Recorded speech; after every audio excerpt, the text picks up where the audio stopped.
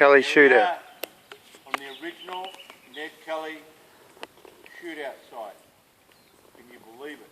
We're up in the ranges, Stringy Bark area, Strzelecki Ranges, and this is actually where it happened. You can see these holes have been dug by Ned, Joe Byrne, his mates, looking for gold.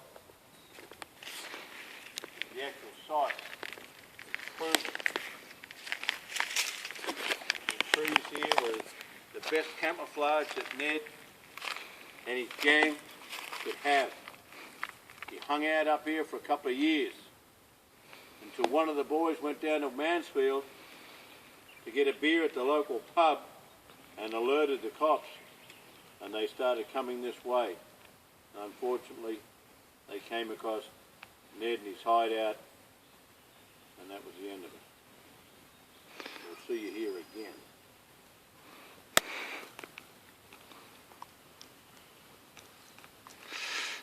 Ned!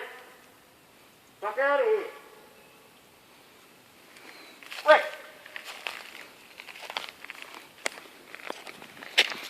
Here I come!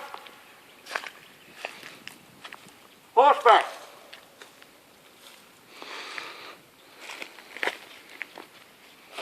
Told you they were coming! Get this fucking gold mine.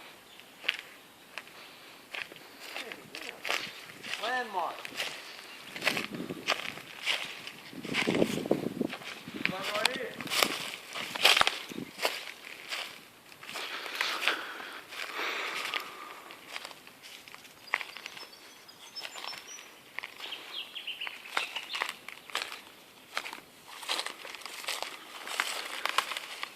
Who would have been hiding behind this tree here? Dark Creek. Looking out for Mr. Steele. Look it out.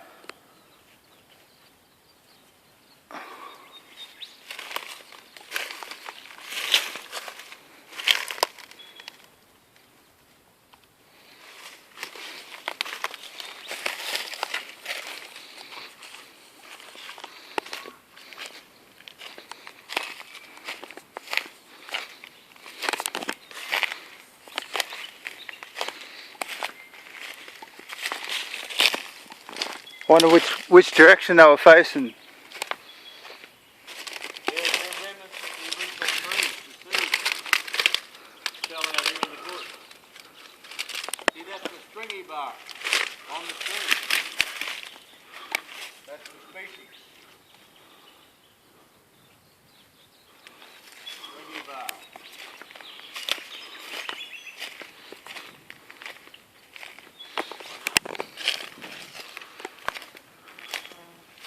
You know, not too many people have been up here. This is a special spot.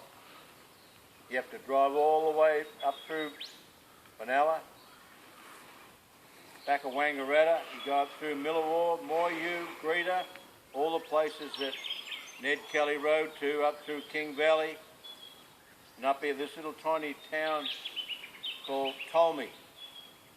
You get to Tolmi and there's a dirt road that leads back towards Benalla, up here in the ranges, and this is where Ned and the gang felt it was a good spot to hide out, and they did so for quite a few years, in and out, until they were spotted.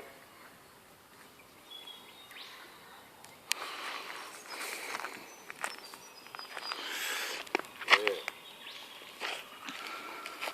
So here we are here today in 2015.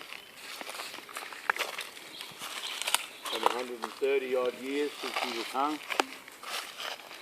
Sitting here remembering these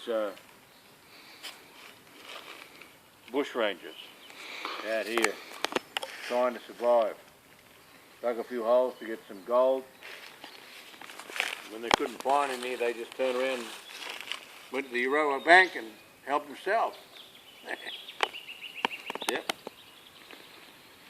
They went up as far as Jerilderie in New South Wales, so they actually went across the border through Albury and into Jerilderie, and then robbed a bank up there too. And then they came back here again and hid out. Yeah, this is it. By horseback, you'd have to say that it'd be a couple 3 days, wouldn't it, from Glenrowan? It took us a couple of hours to drive the Falcon up here. Winding roads. Very few people up here. Very few people up here in the back of nowhere. There's a little bit of a campground down there. It'd be nice to camp out, wouldn't it? So do you reckon? Lots of acacia trees. Do you reckon these trees have changed in size much since then? I think these are actually descendants of the original trees that were here. Some of these big ones were obviously, here. Maybe this one. Judging by the height of it, it could be. You can actually see where they've dug these holes for their gold mines. The trees have grown up around the hole, so they might have been saplings then. You come back down here again, you can see where they've got here.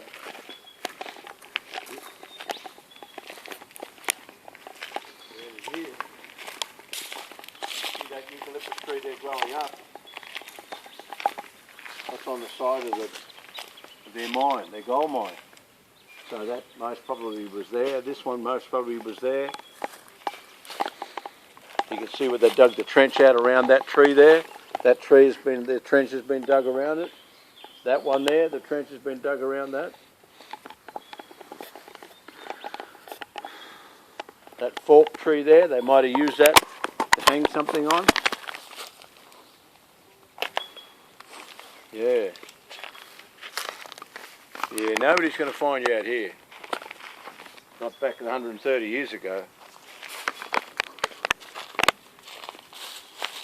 Something led the cops to this area. Another abandoned shaft. They dug some pretty decent holes there, didn't they?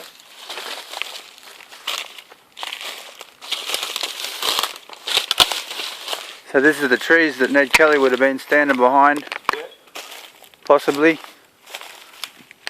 about 135 years ago. You might even 137 years ago. Find a gunshot wound in the side of the tree.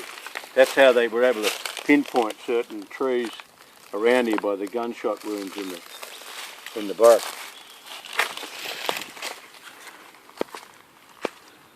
And then for 2 years after that, they were chased until they were eventually caught at Glenrowan in 1880.